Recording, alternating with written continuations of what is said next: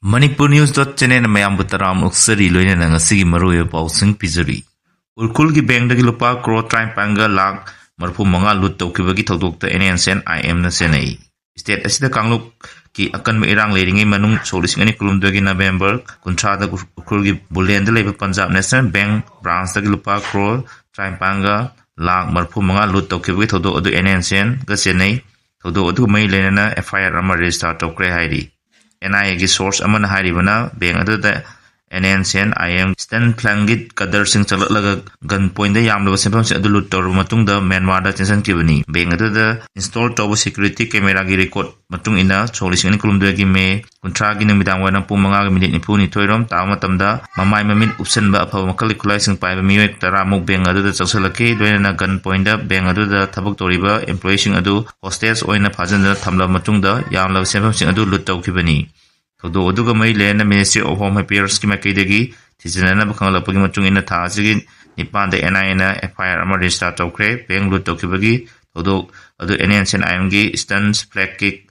Matamadug Lieutenant Colonel P. Joseph Malit Torga Satakivani Heidi. Maitene Estita Hanjananba, NRC Sananbada, RPI Atawali Nasogoli, Ramdas Atawali. Maitene Estita Hanjananaba Masung Solution Samapan, Yakamatoida, Best Year Oigadaba, NRC Sananbada, RPI Atawali na Sogoli Hana Party Secretary President Oidiba Social Justice and Empowerment Union Minister of State Ramdas Atawali na Photokre RPIA Manipur State Delhi Youth Wing Nasindan New Delhi ki New Maharashtra Sandanda Pangthokiba RPI Youth Conflict amasung Party Accident Nong Nasanglapa Member Singh Taram Opagi Tharomda Special Guest oina saruk yakiba Union Minister Ramdas Atawali na wafam asi pangtholaduna makatan hakibada Manipur yelongmi oiriba maitai phurupna hana schedule trap oiramodagi hojik asi general status ta leiduna yelongmi gi form thokpa hak kaya phangdana leiriba sida maitai bu schedule trap ki list ta chalalu haiduna demand toduna lakli hairiba demand asi RPIA party amasung mahak masamuna sogoli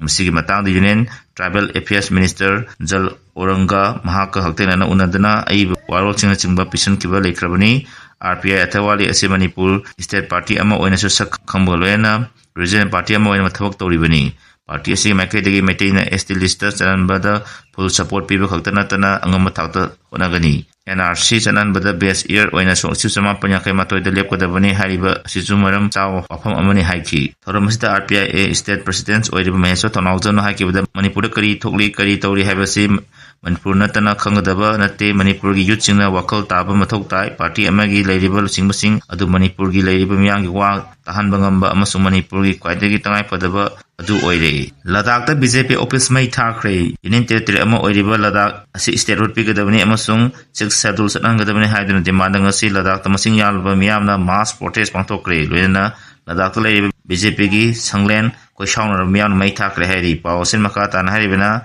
Le Town Pumba Center na State Road Pigadavani Amasung 6 schedules and Hangadavani Hainal Le Apex Body na demand to the Nasa Salaki Hungzang Adungasi Power Central Lengana Tabok Oina Pangtok Tabagi Mayokta Hungzang Adu Satakibani Hari Police Namio Emma Park Mayokta Miam Tidim Lambi Tinkray Narang Ayu Ongan the Bisnapur District Moirang Police Station Manung Chanba Tronglao with the Gimio Emma Bisnapur Police Kamado na Father Pokibi Mayokta Miam Horokuna Tidim Lambi Tingduna Kungzang Sansan Kray Luena Maraliba Luena Maralita Mio Pabayaroi Pasan Chumio Edu Condition Amata Yaudana Tadokadam Haina Kungzang Sansan Kray District Police Commando na Father Pokramio Edu Mamina Salam Kipchen Sahi Niputare Pokos Mangi Kawi Tronglao Awang Lekai Dagini Salam Kipchen Paki Vito Adu Yaning the Putokana Tronglao Mera Pibina Lusing the Lambi Timbe Kungzang Adu Sansan Kibani Lambi Timbe Kungzang Adu Sansaling Mera Pibi Kango Adana Bisnabu District Police Headquarter Tamna Satuna SP Nadan Wari Chanaki Adubu Atenga Powder Police Pazan Kraba Salam Kipchen Tatoropugi Paudi Press and Pangulay Tree Kungdang Adu the Saru Yakibas in the Poto Kibade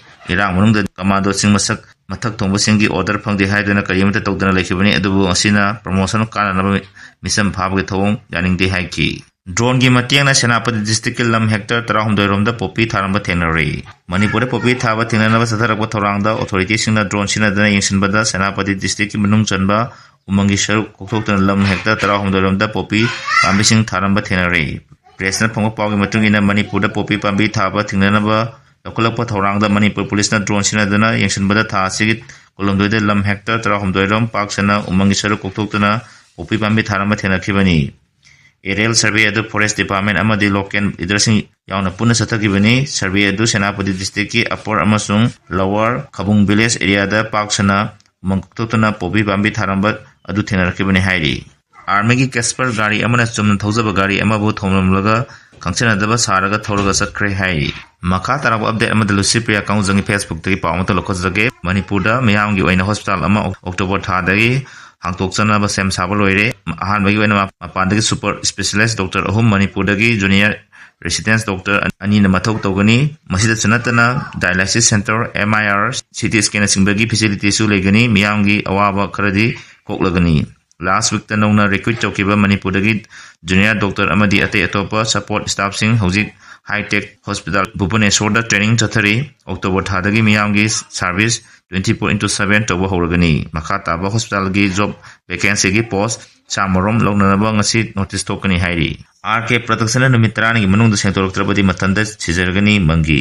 imung manungna intokpiraba amadi kanal lejadraba ahal kya gi sangjafam oiriba Langol All As Home bu miyam da lan hunba yaba ongda RK production na koba channel amana ngarang thadorokeba video adugi matang da numitrani manung da sentoroktrabadi All As Home si chairman oina mangi masana mathanda sijargani haina photokre ngasi mai press club ki thangjing hall da hiram asi mai lena photokeba pawgin pha amada afam ase photokladana chairman oina mangi na hai masagi phamlamdam thangada leiba lofom kya yon thoktuna lamdam asi leiba ahal kya mafam asi thamdana makoi gi award apa leitanaba kana honadara lakli matam sana lenga ki mateng yauna home asi da leiba mi singi damak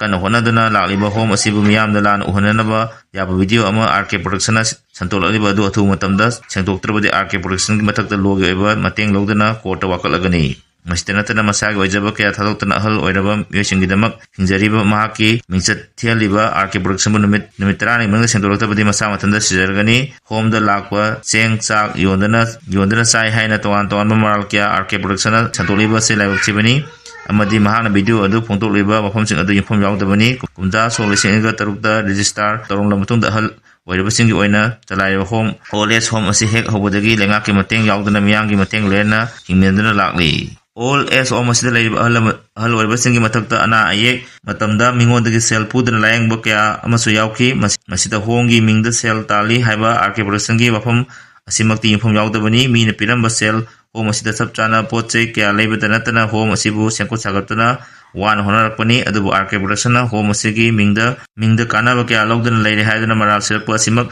yamna angkupo e maram asina RK production na home asida sirak le maral sing asi evidence piba ngamdrabadi masa matonda society togdana siragani haina chu mahana akana wafam thamlokli hojik pau ene maroi pau bija matang silojare makata ba update kedamak mayam punanga minasi loina channel asibunu sibidana like and subscribe to wiramu